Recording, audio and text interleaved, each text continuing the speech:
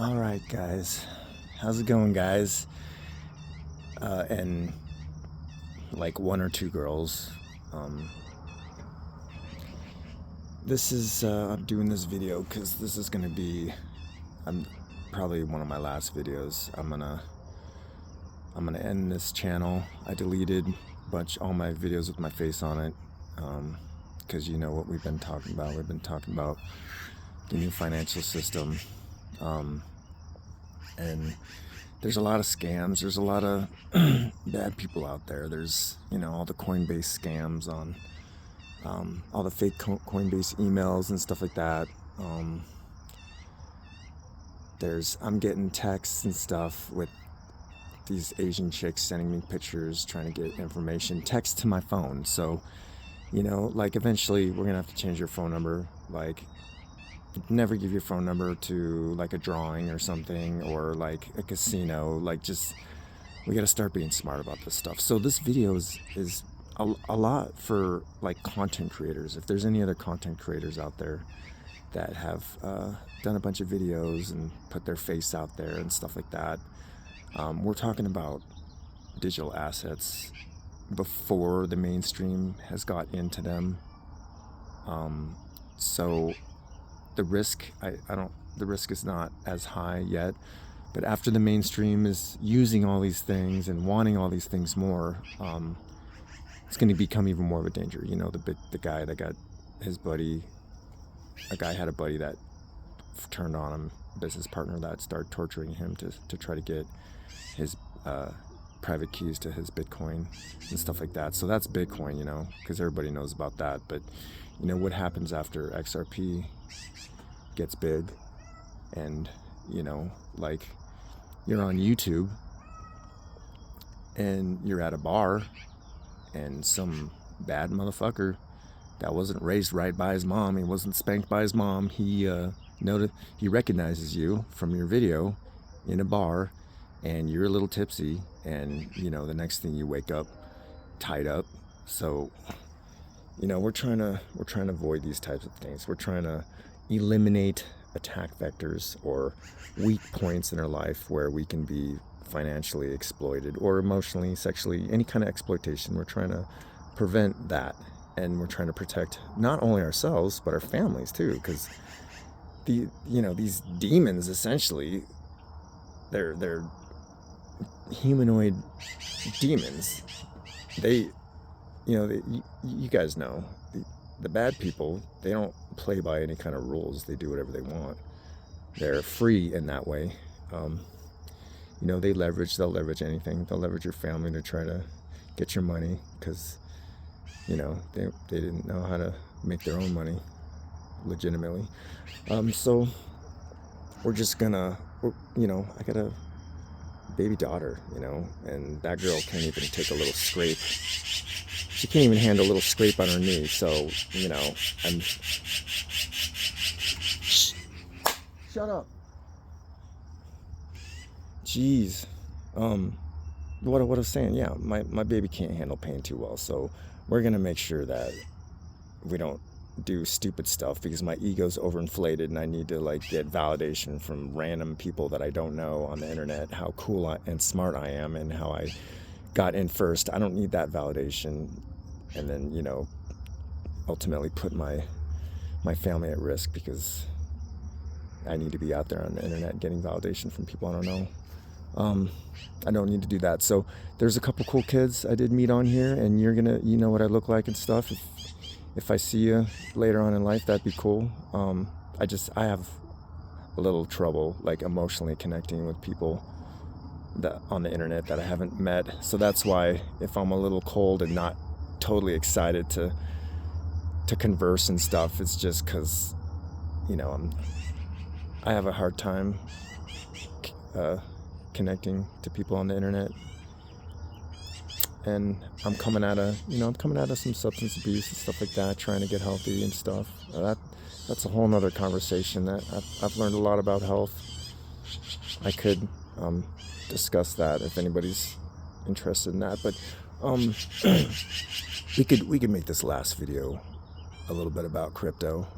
I think this is the last call this is the last call for crypto. So speaking of bars, you're at a bar and they're about to close. Close meaning, these prices are going to go up, and we're going to talk about why the prices haven't gone up yet.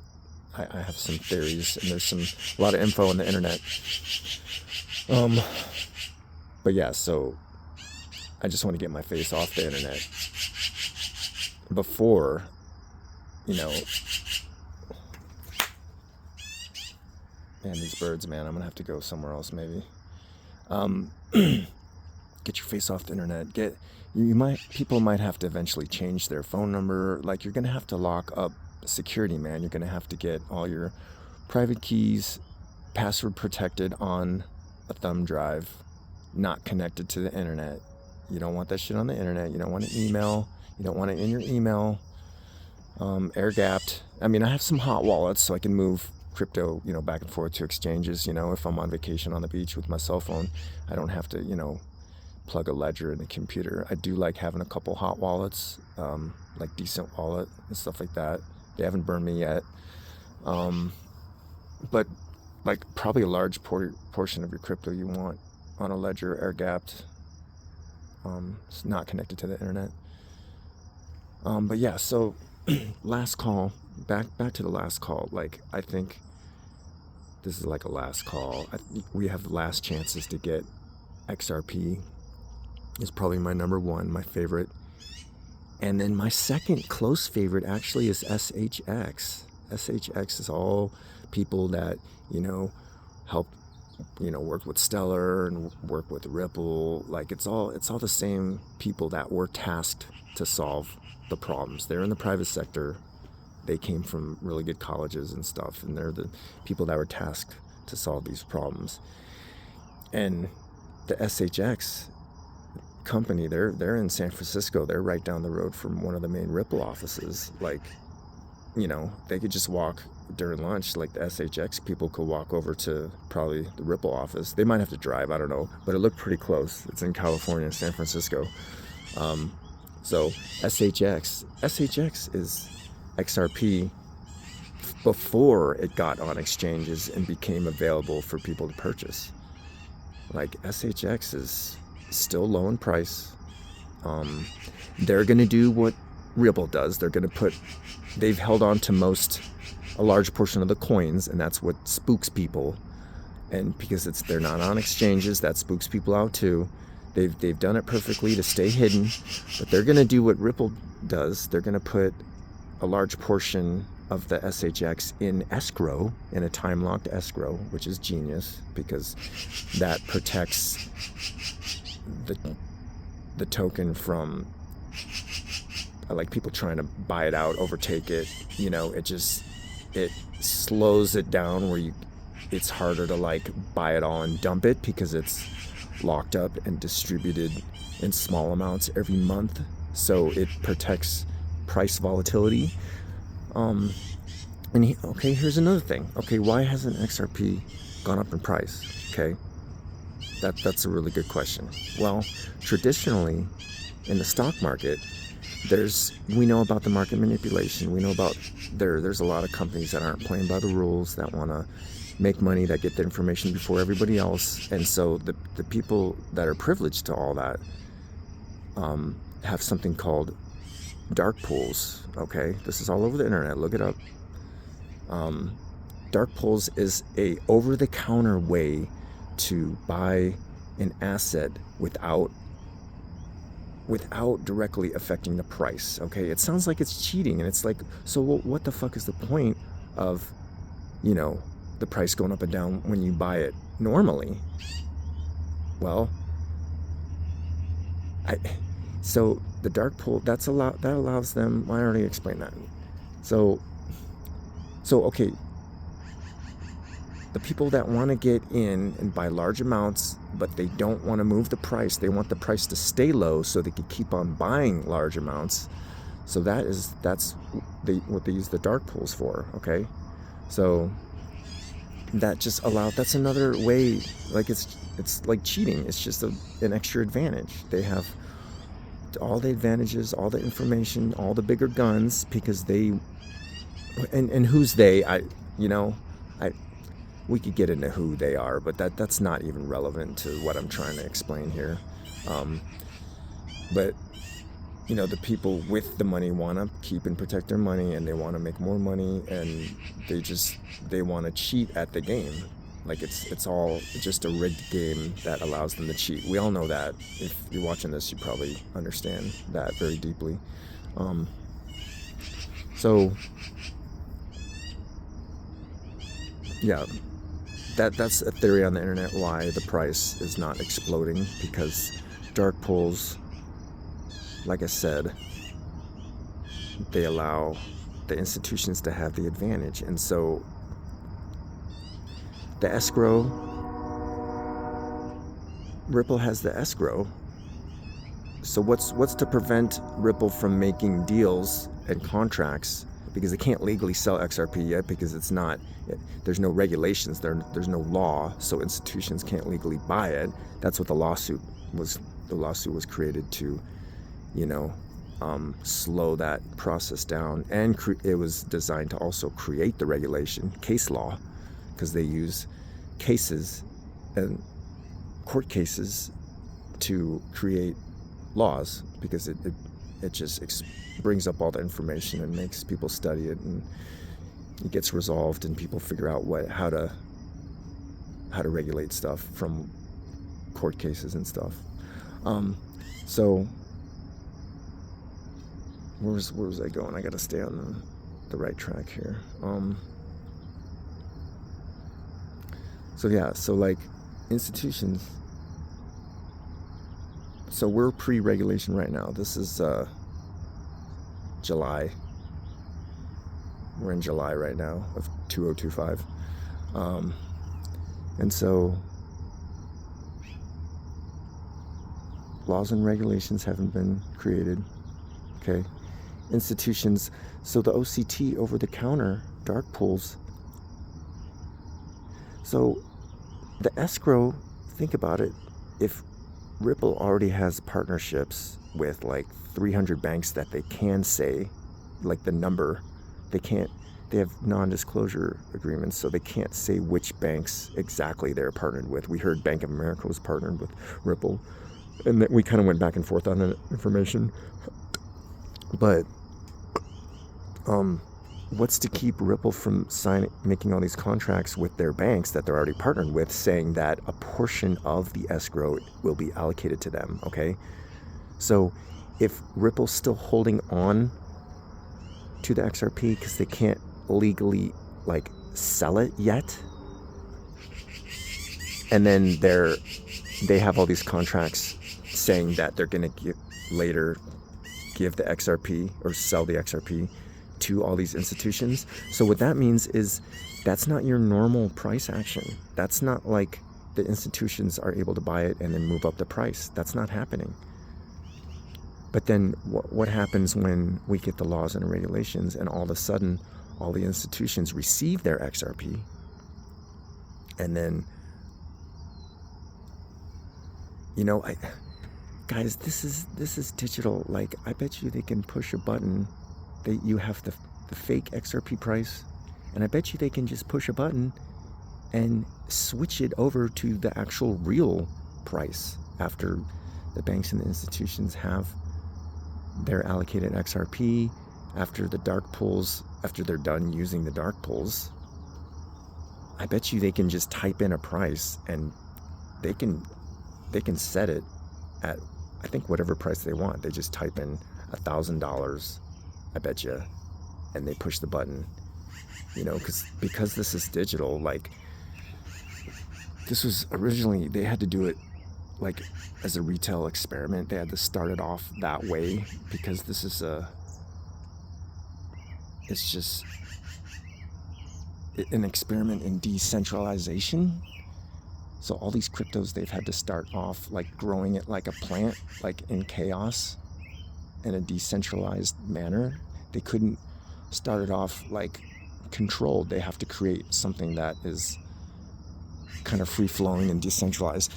It's kind of hard to explain, but and then you got the Bitcoin, Ethereum So Bitcoin, I think, is like XRP, and Ethereum is like quant. Okay, you have the coin that's going to move value, which is Bitcoin, and then you have the mainframe computer that does the smart contracts, that is like the operating system, which is Ethereum. That goes more into detail of like, programming and attaching all the information to the coin to do, pre-designated actions. Like when the coin does this, then this happens.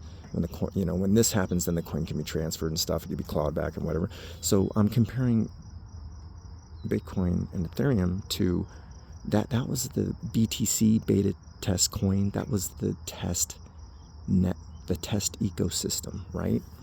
That was created to test the assets to see, what kind of ways they could be hacked and stuff.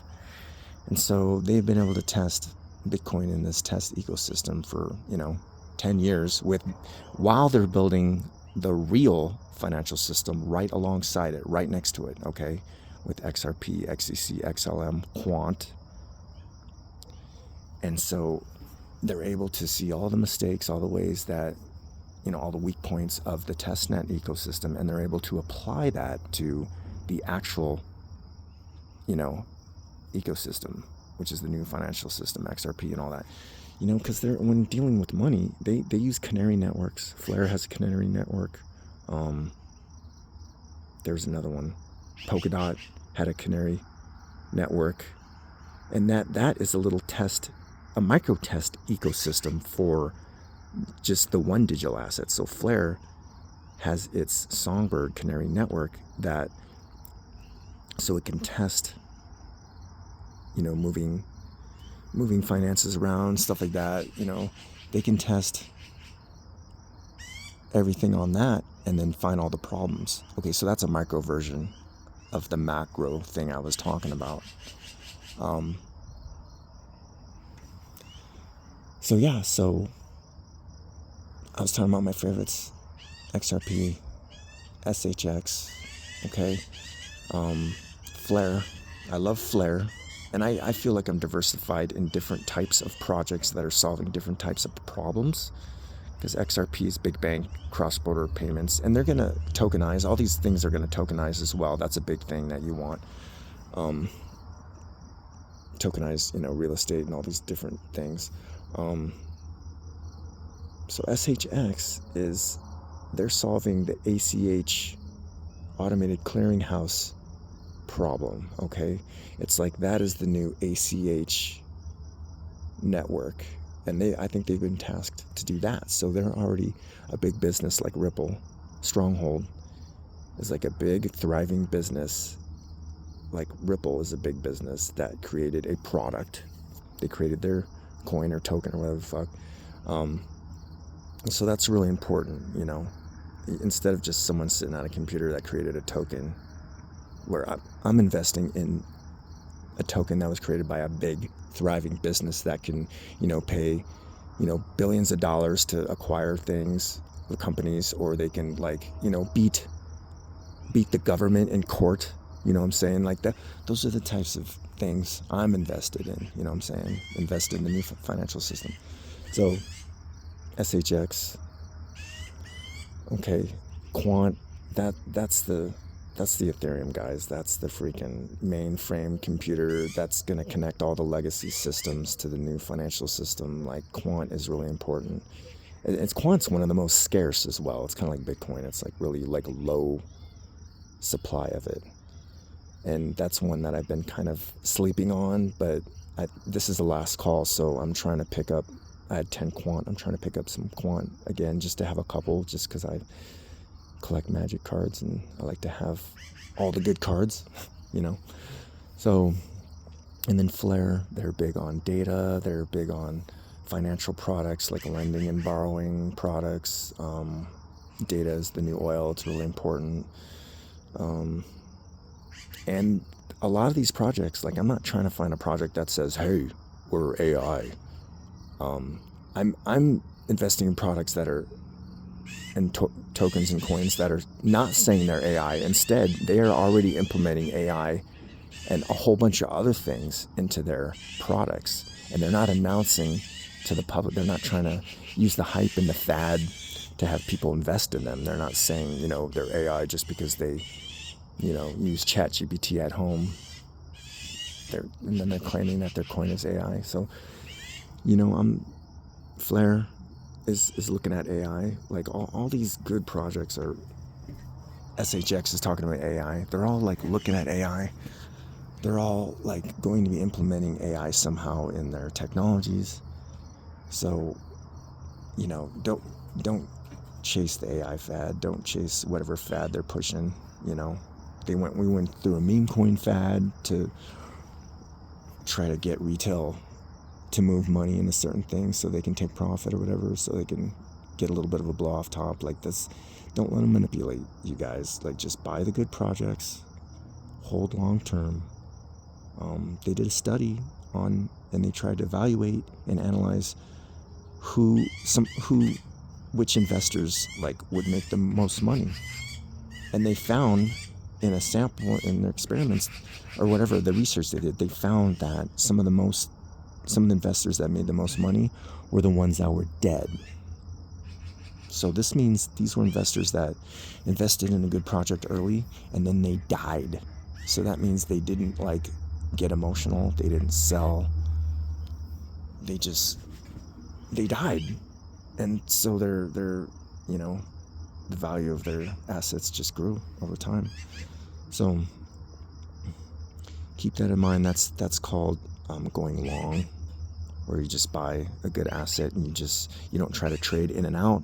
I'm not trading in and out because there's fees and taxes on every single thing you do. If you're trying to trade in and out of small amounts of money, you might get a big tax bill, and if you're not even seeing the fees that you're paying, because instead of showing you the fees that these exchanges are charging you, they are just lowering or raising. They're like raising the price of the asset on you when you buy it compared to what the asset's really worth. So, you know, don't trade in and out. Don't do shorting or whatever. That's just fucking stupid and greedy. You know, the best thing you're going to be able to do with your digital assets is keep them safe and wait for better staking options or ways to earn yield on it, where you're going to, after they go up in price, you're not just going to dump it all and not have it. You want to hold on to these assets and you want to earn interest off them, and then bring the interest you get over to an exchange, sell it, and then do it that way. You know what I'm saying? Of course, when we get these blow off tops, I'm going to take a little profit, you know, a couple $100,000 or a couple million, whatever I'm able to take, you know, but then I'm going to hold on to most of my crypto for later, a year or two down the road after we have regulations. There's going to be good staking and yield opportunities like I was talking about. Flare is going to offer that really good. XRP is going to be on Flare, where you can earn interest really good on that. So these are the things you want, guys. Okay? I think I covered most everything I want to cover. I delete all my videos to protect me and my family. If I see you guys later at an XRP conference and you recognize me, that's cool. That'll be awesome. But I just don't want the general public I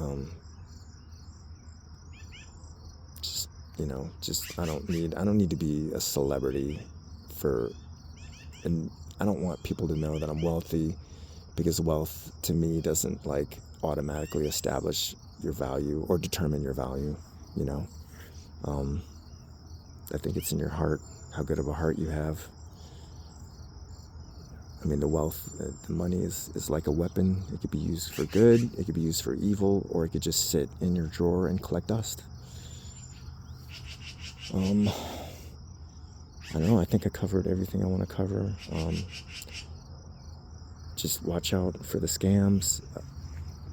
I was talking about scams on my YouTube videos, and there's crazy shit that I don't even understand. I had people messaging me, calling me different names instead of my name here on YouTube. They were calling me like Grind Techie, and they were thanking me for like exposing scams and stuff. But like, what? How the fuck? Why the fuck is that? Why are they calling me by like 5 different weird names when they're like messaging me on my videos on YouTube? Like, is someone like, who knows what these technologies can do? Is someone like did they take my videos and like use them under a different name on YouTube to get views, and then I got the messages calling, yeah, like what? So like that's another reason, guys. Like, I'm getting all these fucking fake calls on my phone. It doesn't matter if you get on a no reprint list. I'm getting like spam calls on my phone. I'm getting spam texts. Asian girls sending me pictures, trying to get information on my... Shut up! You know, so... yeah, you're going to eventually have to probably change your phone number. You know, get a backup phone once you have enough money to do what you want. Once you have enough money to go to the dentist and get your fucking teeth fixed. You know, take care of your health. And then, you know, change your phone number. Get a backup phone. Get everything off the internet. Get your assets collecting interest. And don't go out do not tell people you have had crypto. You don't need to brag. Like, you know, still wear your fucking Adidas pants and hoodie. Don't walk around with fucking bling bling watches and shit like that. I mean, yeah, if you guys like that, you know, have a watch that you wear to special occasions, but don't be like that fucking Hex guy. Like, that dude's a douchebag. Sorry if you're listening, dude, but you are fucking putting yourself and all your family in danger, fucking walking around, flaunting all the wealth that you have, that you fucking, you know, that poor people gave to you. Like, come on, guys. Like, just be humble, be modest, take care of yourself first, put your oxygen mask on first, and then fucking help whoever you feel like you want to help. You know what I'm saying? Like, have a stack of $100 bills in your car to give like a bum on the side of the road. Just pass out the fucking fun tickets to bums, and maybe go into churches and help like poor LDS people or something. You know what I'm saying? Like, help people that are actually trying to be good, that are just fucking slaves on this fucking prison planet that we're just moving through. Because we'll get out of this, guys. We'll get out of this. Move up a level later on. Okay? Yeah, let me know if you guys don't mind. Thanks for listening all the way to the end. I appreciate it. If you guys don't mind, if you had one of my last videos that I deleted, if it was saved in your watch later list, let me know, like, if the video is actually gone, if it's deleted off your list, because I deleted all my videos one by one off my profile and changed my profile picture to something horrid and ugly. And so let me know if you had one of my videos in your watch later list. Let me know, so I know that it was deleted for sure. Yeah. So there you go, guys. You guys have a nice day, and good luck to you. And if you could get a hold of me through email or X, I might check my X later or something. You can message me on this still. That'll be a way for me to maybe meet up with some people later. I still want to make some friends from all this. And shout out to my 2 cool kids that, watched me. And I think there was a bunch of guys, and there was like 1 or 2 girls. It's kind of funny. Okay, all right. You guys have a nice day. Men stay men, women stay women. Peace out. I'm out.